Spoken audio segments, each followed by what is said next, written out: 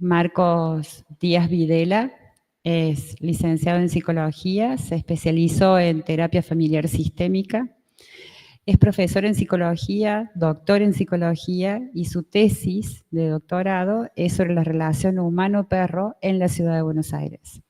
Actualmente es docente de grado, de pregrado y de posgrado en diversas universidades y espacios institucionales a nivel nacional e internacional, especialmente dedicado a la antrozoología y las intervenciones asistidas con animales.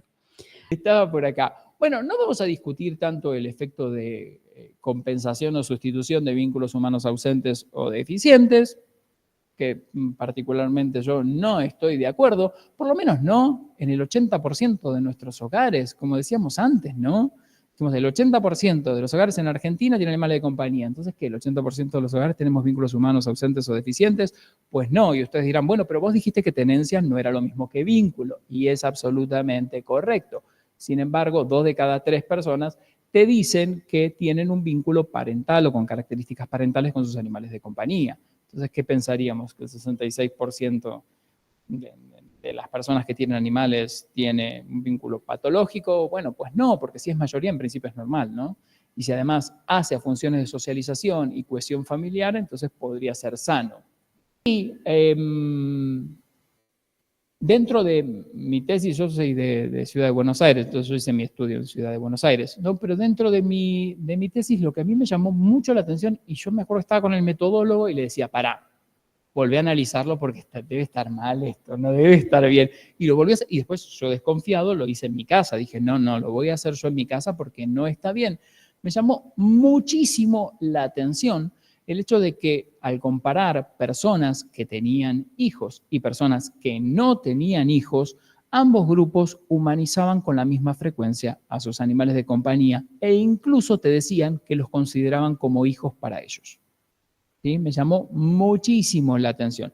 Claro que hay diferencias, sí hay un montón, pero en ese punto no estaban particularmente. Bueno, vamos a hablar un poco acerca de la tenencia de perrijos. Es un tema así como, ¿qué? ¿Es un tema serio para un congreso?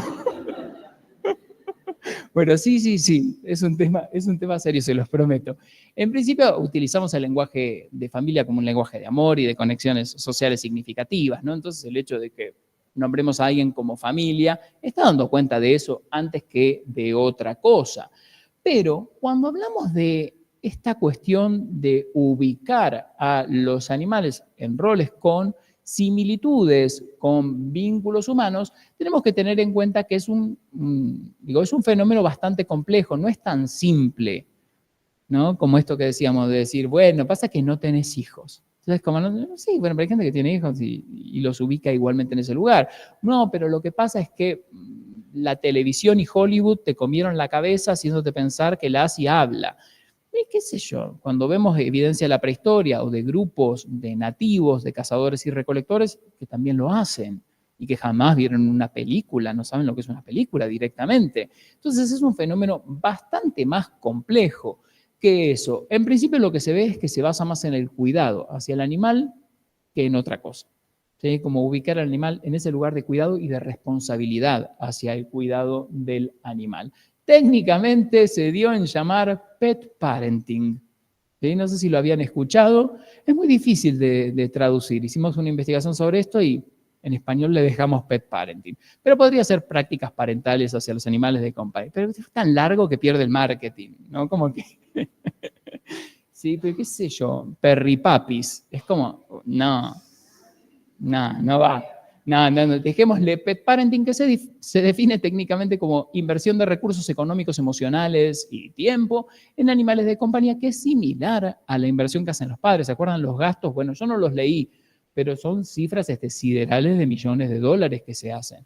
Cuidar de un animal de compañía, principalmente perros o gatos, llevando a cabo acciones y estrategias propias del sistema de cuidado padres e hijos. ¿Sí? Esto es lo que se define como pet parenting. Y para hacer esto, quien tutoriza a estos animales va a desplegar cuidados reconociendo la existencia de emociones, de deseos en el animal y su voluntad de satisfacerlas.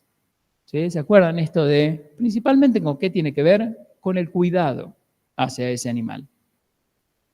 Muy bien. Bueno, ¿por qué? El porqué de este pet parenting tiene que ver con muchísimos factores.